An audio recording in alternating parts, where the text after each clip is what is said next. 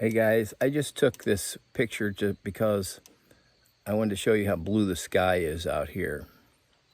So I wanted to give you an explanation why that's at the beginning of this video.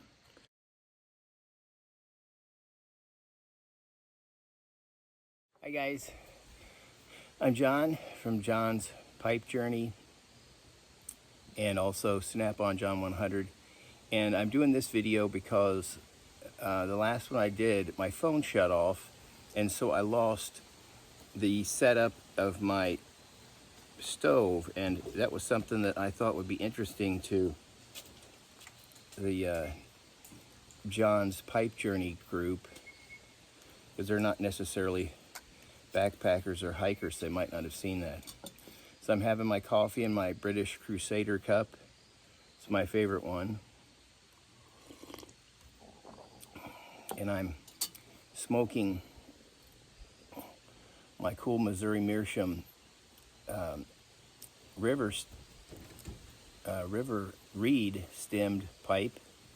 And I'm smoking Burley Morning Pipe today.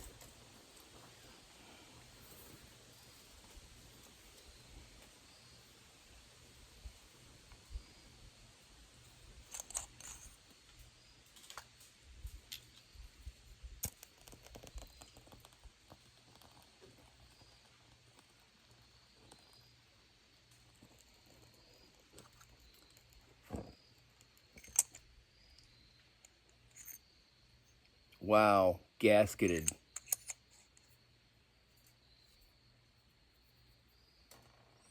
Thanks, Greg.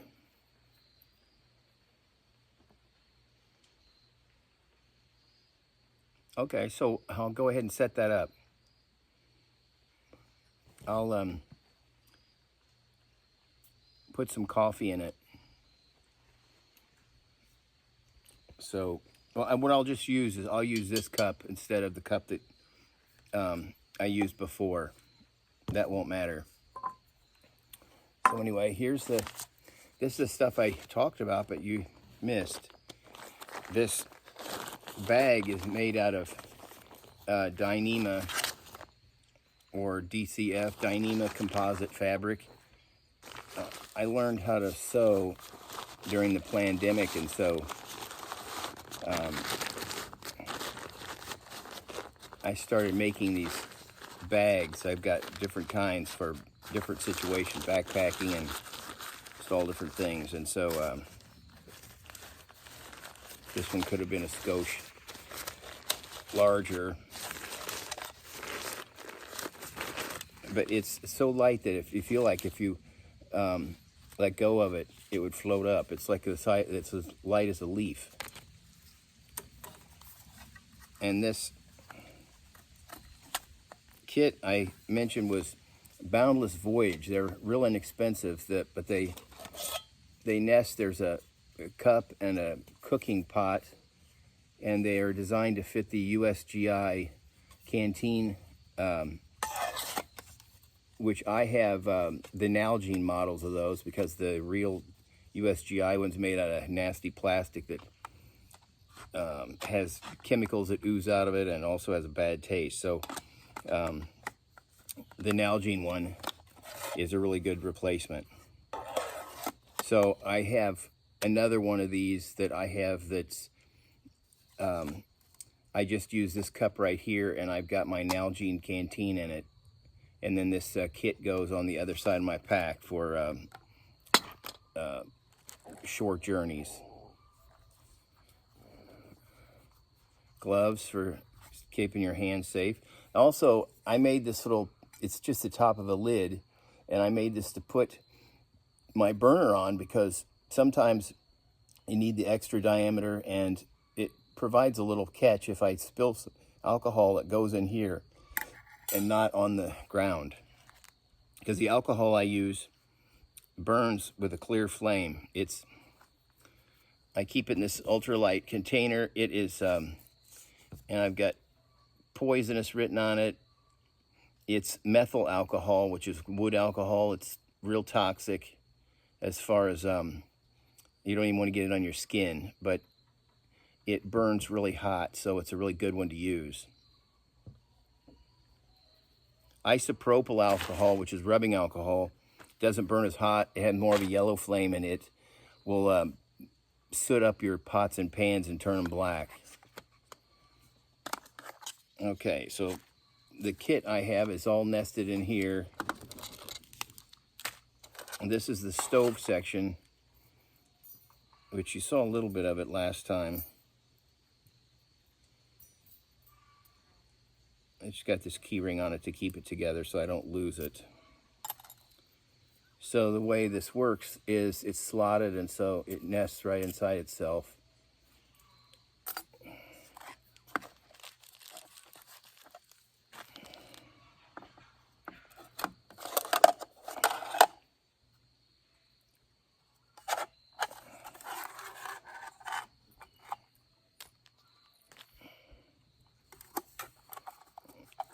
I also keep a tiny little mini Bic lighter just as a backup.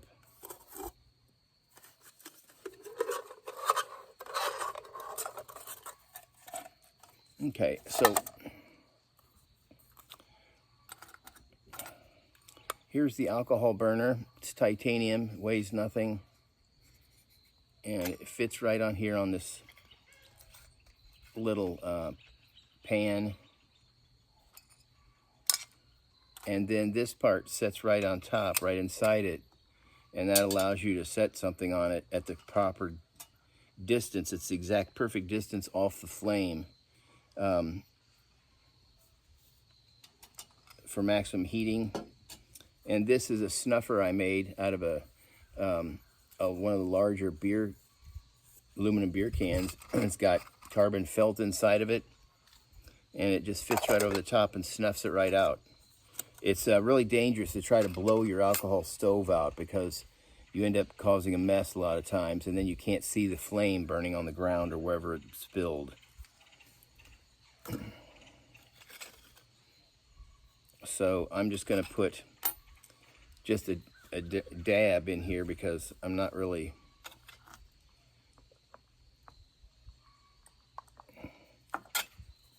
cooking anything or boiling much. Okay, can you see that? You can see that? Okay. And I like to use a wooden match.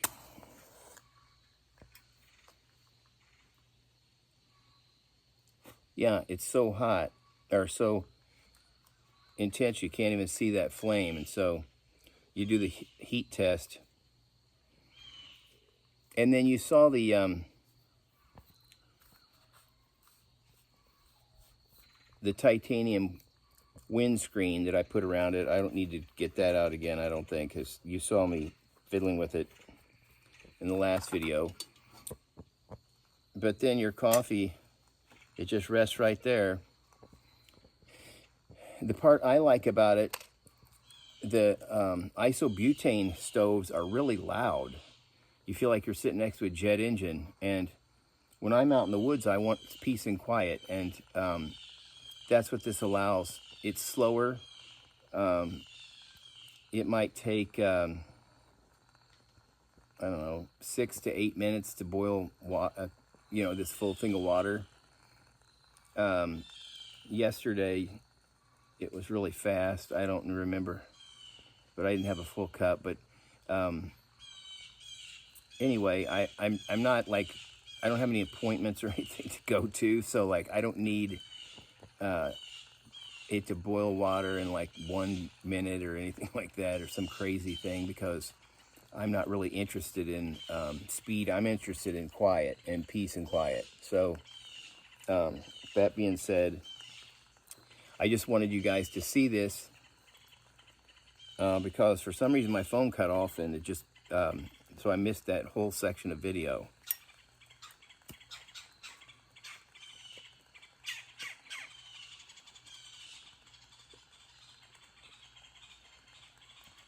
I don't know if you can hear. Thanks, Greg. I don't know if you can hear the woodpeckers.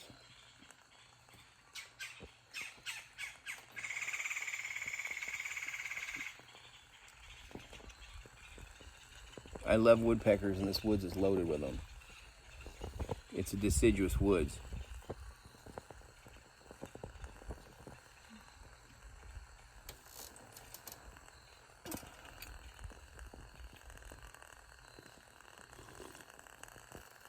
The reason why you need a windscreen is because I can tell that the flame is all the way over here, so it's barely even underneath my pot. It's almost impossible to blow this flame out, but it's real easy to divert it to the point where you're wasting alcohol and it's not even hardly underneath your whatever you put on top of it. The windscreen blocks out the wind so that it stays right perfectly underneath your pot. Well, that was all I wanted to do. I just wanted to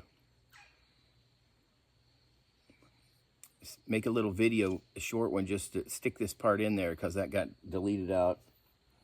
And also to show off this really cool gasketed lighter. It's like a Zippo with all of the problems a Zippo that people complain about fixed. There's a gasket on the bottom to seal it in where you fill it, and the lid's gasketed. So I just wanted to show this off. I think I'm going to do a video on my favorite lighters because being an ex-engineer, I like gadgets. So stay tuned for that one. Till we meet again, God bless.